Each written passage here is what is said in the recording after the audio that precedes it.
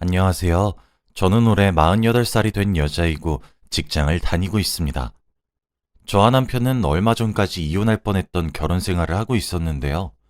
지금은 남편이 완쾌를 하고 신혼부부처럼 지내고 있습니다.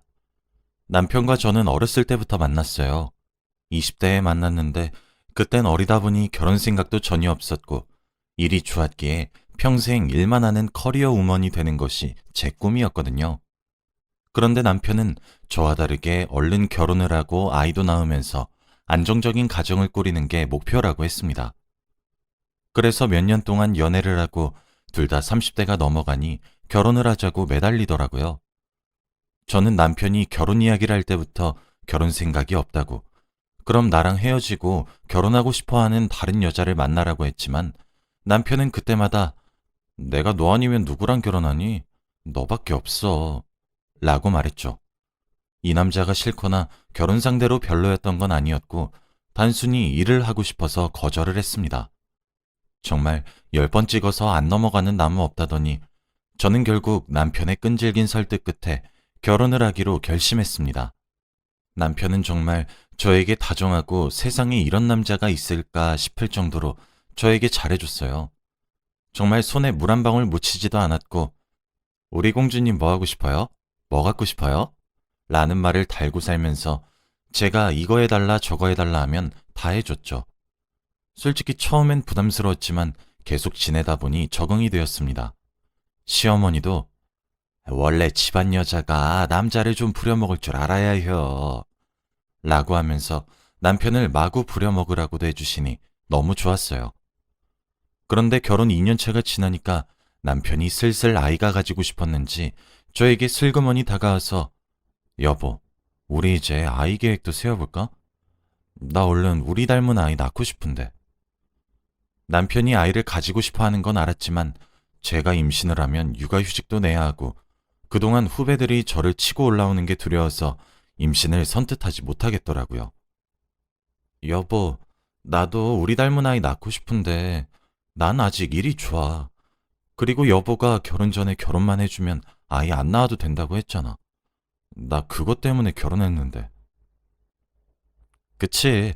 그렇긴 한데 우리 이제 30대 후반이고 지금 아이 안 낳으면 늦을까 봐. 그래도 여보가 아이를 낳고 싶지 않으면 어쩔 수 없지 뭐. 남편은 저를 이해해 주었지만 아이를 낳고 싶어 하는 눈치를 숨길 순 없었죠. 솔직히 저는 이 회사를 어렵게 들어갔고 지금까지의 직급이 되기까지 수많은 노력이 있었는데 아이를 낳음으로써 이 노력들이 무너지는 게 싫었어요.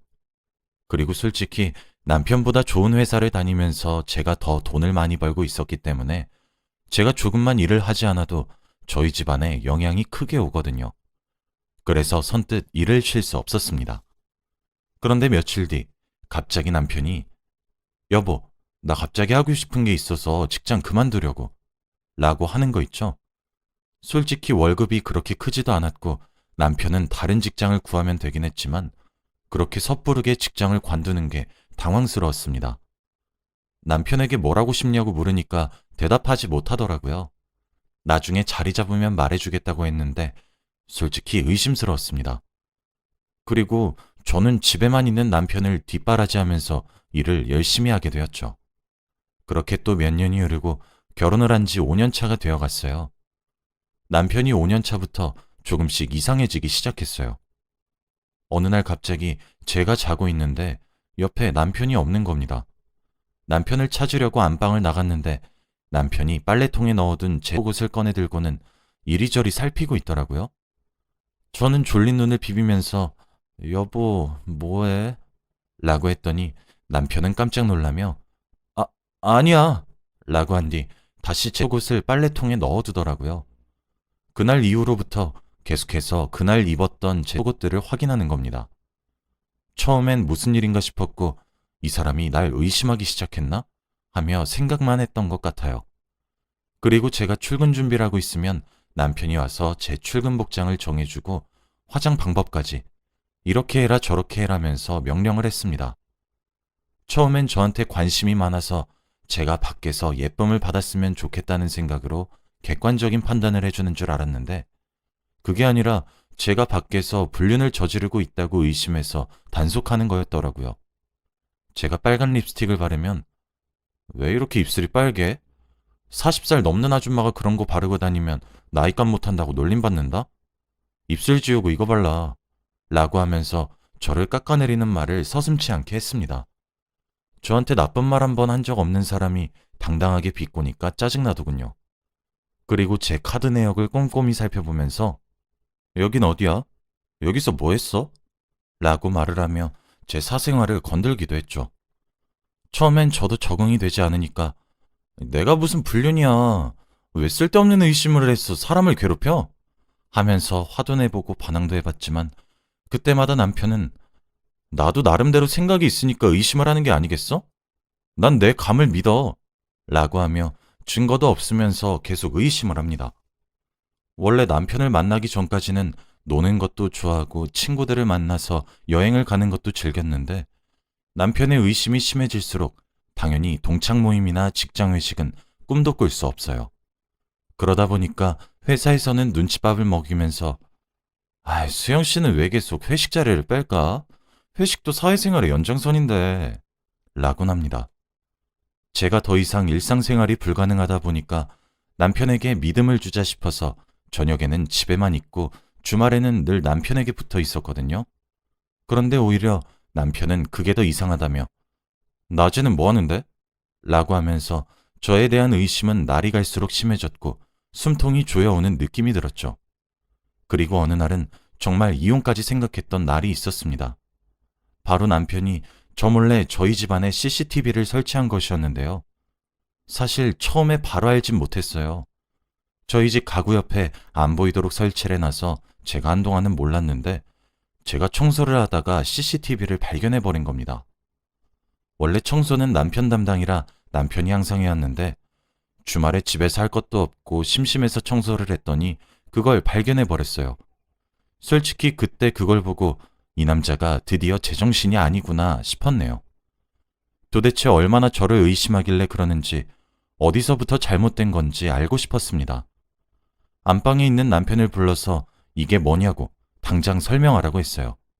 그런데 남편은 CCTV를 설치한 것이 잘못된 것이라고는 모르는 건지 아니, 왜 갑자기 청소를 해서 나를 이상한 사람으로 몰아가? 남편이 아내가 뭐하고 사는지 알 권리가 있는 거 아니야?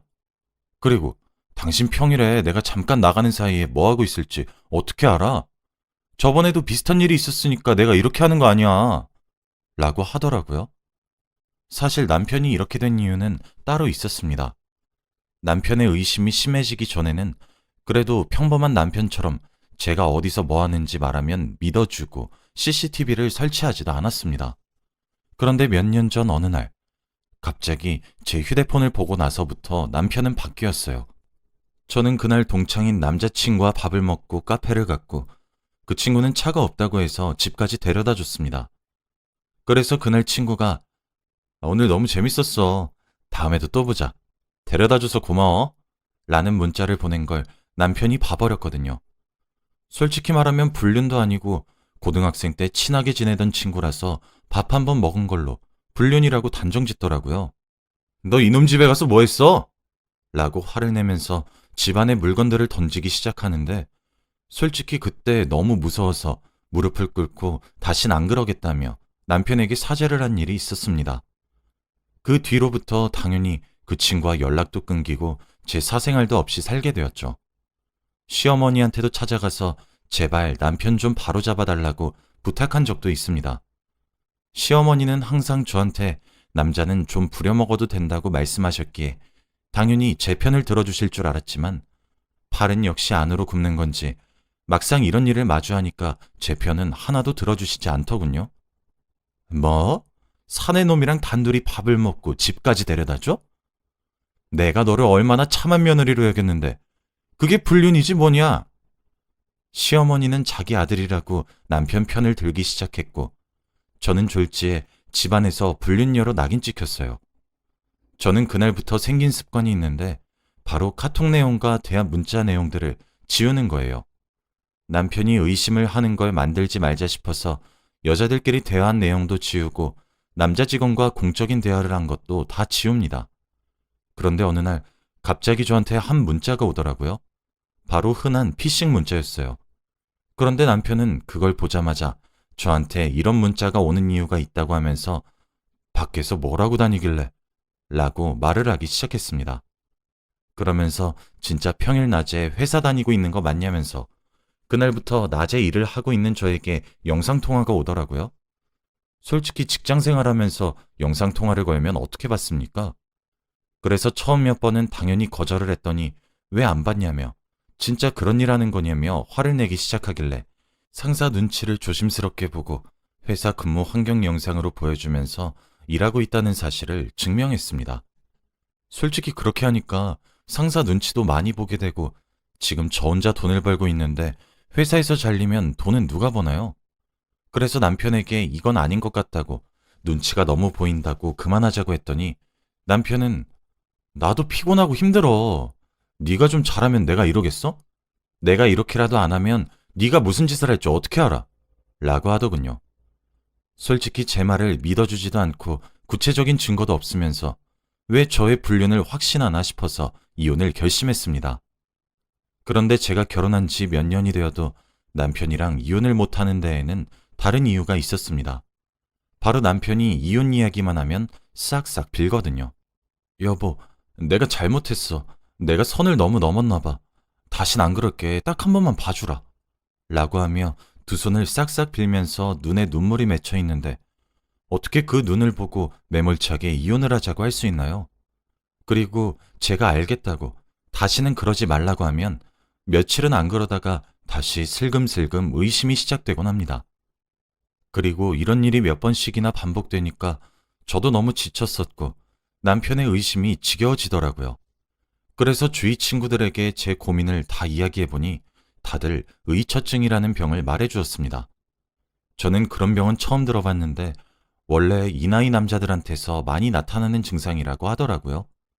그래서 당장 병원에 가서 상담을 받아보라고 권유를 하길래 저는 남편에게 우리 병원 가서 상담 받아보는 거 어때? 라고 조심스레 말하니 남편은 버럭 화를 내며 내가 정신병자야? 그래서 내가 정신병자 진단받고 이혼한 뒤에 다른 남자랑 만나려고 그러는 거지? 라고 말을 하며 절대 치료를 받을 생각이 없어 보였어요. 제가 남편에게 절대 당신을 떠나지 않을 거고 내 생의 남편은 당신뿐이라고 말을 해도 전혀 듣지 않길래 화를 내면서 상담 안 받으면 이혼 소송한다 라고 말을 했더니 깨갱하고 병원 가자고 하더라고요. 솔직히 남편과 이혼을 하고 싶은 마음은 굴뚝 같았는데 의처증이라는 병일 수도 있단 말을 들으니까 왠지 모르게 심란해지는 거 있죠. 그리고 주위 지인 중에서 의처증 아내를 둔 남자가 있는데 남편의 태도로 인해서 의처증이 빨리 나을지 말지 결정이 된다고 하더라고요. 긴 남편의 상담이 끝나고 의사 선생님과 단둘이서 이야기를 나누었어요. 그런데 의사 선생님은 남편분은 아내와 다른 남자가 짜고 자신을 정신병원에 가두고 난 뒤 둘이서 행복하게 사려고 그런 거라고 생각하고 있어요. 굉장히 심한 의처증입니다. 왜 이제서야 오셨어요? 남편은 몇 년 동안 지속된 의처증 환자가 확실했고 그렇게 된 이유를 듣고 나서 정말 충격적이었죠. 의처증 환자는 대부분 알코올 중독인 부모 밑에서 자라거나 권위적이고 지배적인 부모 밑에서 자란 사람에게서 많이 나타난다고 했는데 남편의 아버지인 저의 시아버지가 어릴 때 딱 그랬다고 했거든요. 지금은 시어머니와 이혼을 하셔서 얼굴은 한 번도 뵌 적은 없지만 어릴 때 아버지가 어머니를 폭행하는 장면을 많이 봤고 매일같이 술을 달고 살았다고 하더라고요. 솔직히 저는 그런 가정을 한 번도 본 적이 없어서 별로 대수롭지 않게 생각했고 시어머니와 남편은 상처도 없어 보였고 시아버지 말을 안 하길래 과거에 연연하지 않은 줄 알았는데 그런 아픔으로 인해서 남편이 의처증이 된 것 같다고 말씀해 주시더군요. 그리고 남편이 갑작스레 일을 그만두고 집에만 있겠다고 한 게 솔직히 저를 감시하려고 그런 줄 알았는데 의사 선생님의 말로는 회사 내에서 왕따를 당해서 사회적으로 고립이 되다 보니 회사를 관둔 것이 아마 어쩔 수 없는 선택이었다고 말해 주었습니다. 저는 남편과 결혼 생활을 하면서 남편이 회사에서 왕따를 당하고 있다는 사실을 전혀 알지 못했고 그런 슬픔을 가지고 혼자서 버텼을 생각을 하니까 너무 마음이 아려오더라고요.